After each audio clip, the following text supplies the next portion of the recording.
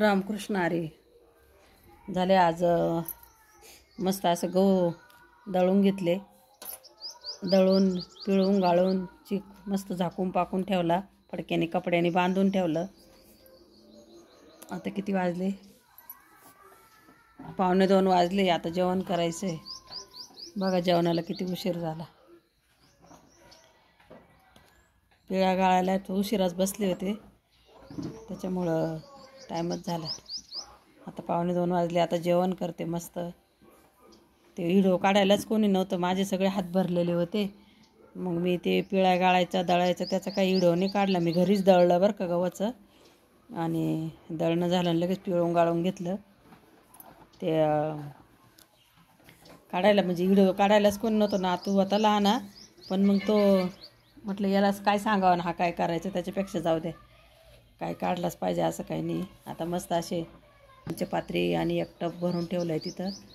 आता तिकडं शेडमध्ये असं ते बघा बांधून ठेवलं आहे कपड्याने टाकीला. स्टीलची पंचपात्री आहे ती बांधून ठेवली मस्त असं. तर आता उद्या सकाळीच कुरडायचा घाट घ्यायचा आहे. वातावरण तर इतकं खराब आहे, कसं काय होईल तर हो. उद्याचे दिवस नाही आलं तर बरं होईल. आबट कुरडाय वाळस तर आज आहे वातावरण थोडं बरं आहे. असं ऊन जरी राहिलं ना तरी कुरडाय वाळून जातील. तर उद्याकडं मस्त कुरडायचं घाट आहे सकाळी. कसं होईल तर हो. आता आणि ऊन तर इतकं लागतं, आपटाचं ऊन आहे.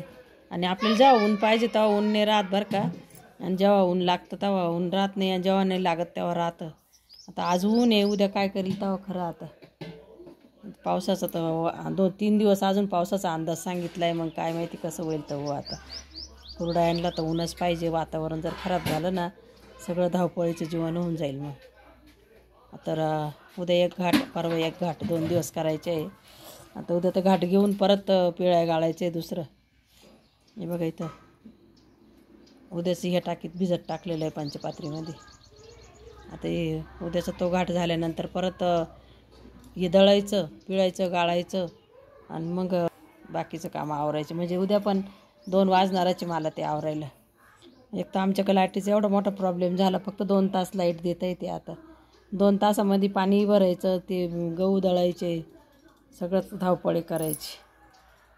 पाटाला पाणी यायला असल्यामुळं लाईट नाही ठेवू राहिली. 2च तास लाईट देते आम्हाला ते.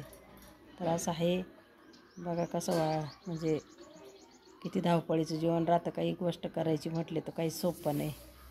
वावरात बिट्ट्या पडेल, पावसाचा अंदाज दाखवते, हरभरा पडेल काढायचा. अजून काही काय कामं करा. उन्हाचं तर बाहेर तोंड नाही काढूशी वाटत ते. सुनांना तर काम गोड नाही लागत, तेव्हा मी तरी काय करणार आहे एकटी. काय करावं माणसाने.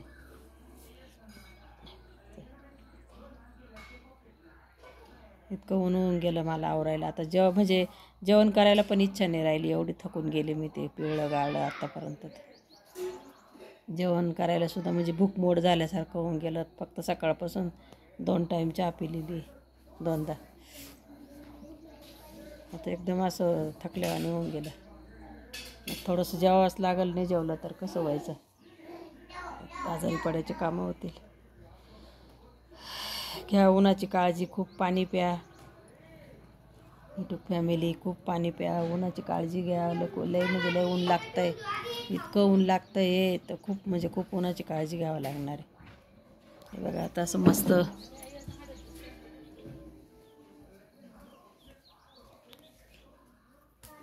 हे बघा असं मस्त असं बांधून ठेवले साडीच्या कपड्यांनी असे टाक्यांची झाकणं. कारण ते ना गारव्याला पण ठेवावं लागलं. इथं असं वल्लं करून ठेवावं लागत सारखं आता, म्हणजे गारव्याला चिक चांगला बसतो. हे बघा असं सारखं पाणी टाकीत राहावं. संध्याकाळी मस्त गार हवा राहते. संध्याकाळी काही पाणी टाकायची गरज नाही पडायची. पण आता थोडं ऊन आहे तोपर्यंत टाकावं लागल मस्त असं. बघा कसा वाटला व्हिडिओ. नक्कीच कमेंट करून सांगा. लाईक करा. लाईकच करते नाही.